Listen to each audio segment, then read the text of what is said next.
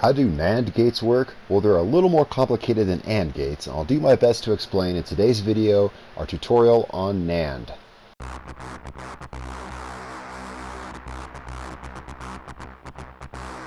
What's up guys, Dark Dally here, and today we are continuing the series on Logic Gate tutorials. Last episode was AND, and today we are moving on to NAND.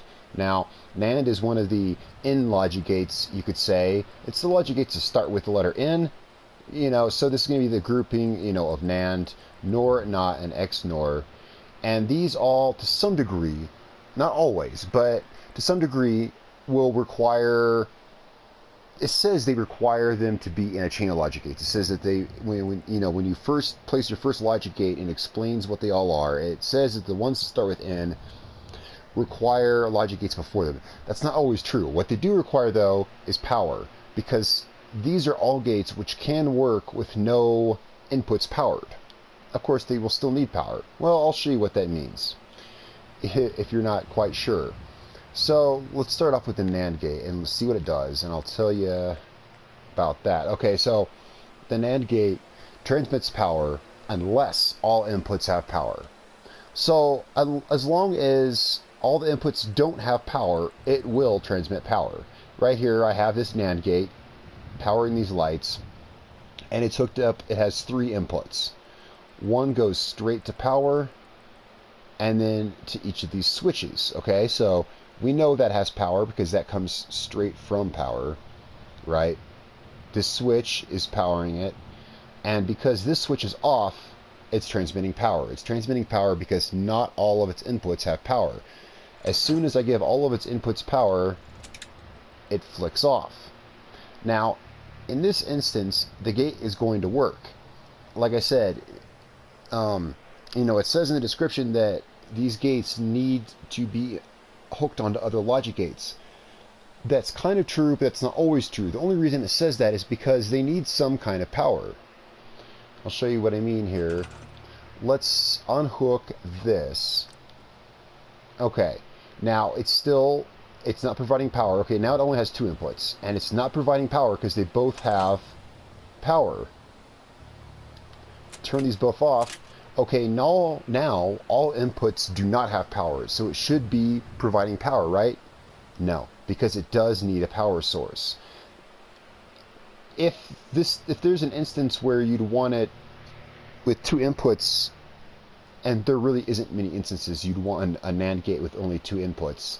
I'll explain why in a minute, but in this instance it won't work. In this instance you would need gates before it to give it power, and I'll show you one little way you can do that. It's something that I did, it's kind of a shortcut that I did in my previous video, and mostly this is something I would use for testing purposes.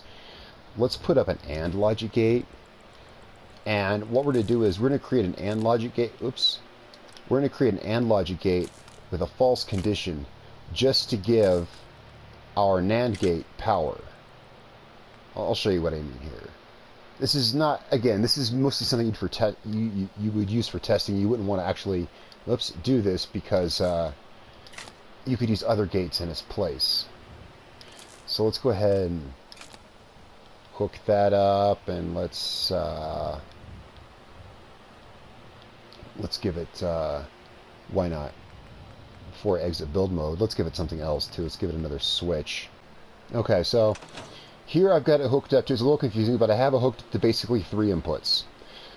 This AND gate here will just pretend is something with no output, because you see it's not putting out power. This light's not green, it's not putting out power. So we'll just pretend this is a dead output, and these two are actual inputs. It's putting out power because one of its inputs is not.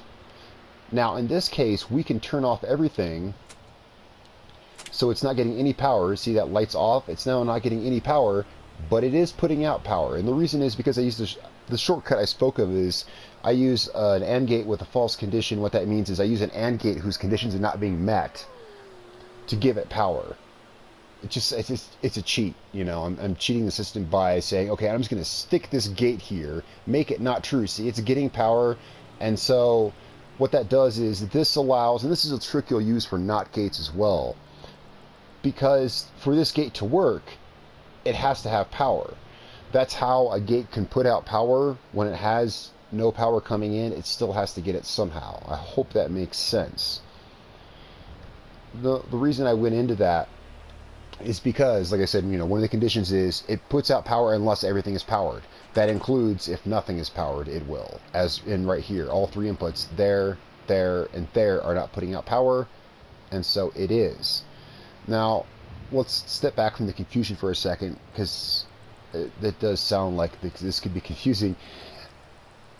Let's look at some other ways you can use this. Now, foregoing that, you can actually use it without hooking into other logic gates, as I mentioned initially. The NAND gate can be a hard gate to explain because you can use a lot of other gates in its place. For instance, you have seen, or if you haven't seen, maybe you have, maybe you have not, I use XOR gates to power doors. Let's go ahead and build one of these and I'll show you what I mean. Let's make a simple door with a switch on either side. Okay, now normally I would use an XOR gate. I don't need to go over it right now because this is not the XOR gate video. I would use an XOR gate, transmits power if one input has power. If you put this up here, then every time you hit a switch, it will toggle the door open and closed. Well, you can also use a NAND gate for the exact same thing in the exact same way. You can hook both switches up to the NAND gate just like you would the XOR gate. Okay. We can use it just like we would the XOR gate to open and close this door when we go through. The reason is because this gate, again, transmits power unless all inputs have power, right? So, because this gate is not hooked to anything to give it power, when I cut off both these switches, like right now, both these switches are off. Now, normally that would make this gate open, but because it has no source of power, it turns off. So, if you use it by itself, it works exactly the same as an XOR gate, if you see what I'm saying. If you use it by itself with two inputs, it works exactly the same as an XOR gate. That's because it's not getting power from anywhere else. Because normally it would be providing power right now. Now, if I ran this to my little cheat system over here, to get it power, that's its natural state of how it works. I just powered it through the back door, again, by giving it this little jumper AND gate. So and that goes even when it is powered. Really, there's a lot of gates you could use in this gate's place. The only time you'd really want to use this, I mean, as far as I can figure right now, is if you're looking at a deal where you're going to have 3 or more inputs coming into it. Otherwise, you could use something else in its place. So this is a gate that's going to come into play in more complicated arrangements. And if you're doing an array of logic gates that's complicated enough to need a NAND gate, and only a NAND gate will work in that place, then you probably don't need this tutorial. Because, as I said a couple times already, this is a gate that's mainly going to be used in conjunction with other ones. And even then, it's kind of replaceable. It's something that you could really use other stuff in its place. It's not a super essential gate.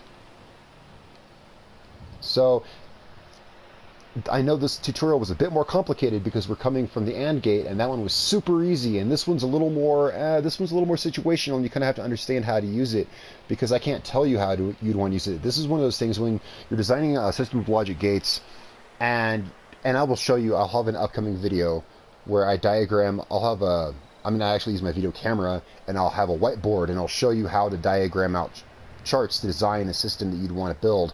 And that's where you put something like this, where you're drawing a schematic and you're like, okay, I need something here to pass a true result if everything before it is not true, and if for some reason you couldn't do it with an XOR gate, then you would need this. So this is something that will be revisited later, if it comes up. Again, I know, I'm sorry this tutorial video came out a little complicated, but to put it bluntly, you don't really need this unless you're doing complicated stuff. So I'll go ahead and end this tutorial here. This is the first of the NAND gates, and they are a little more complicated. Hopefully I can clear up the power requirements of NAND gates a little more in the future. So go ahead and tell me what you think in the comments below. Any suggestions or questions you have, put those down there. I, along with other viewers, can help clear some things up in the comments. That's one thing I really like about the comments section, guys. I hope you liked this video. I hope it was somewhat helpful. Don't forget to subscribe for upcoming content and things you don't want to miss, because I'm always posting, all kinds of new stuff, not just really complicated tutorials on my channel. Alright guys, it's been a pleasure. My name is Dark Dally. I will catch you all next time.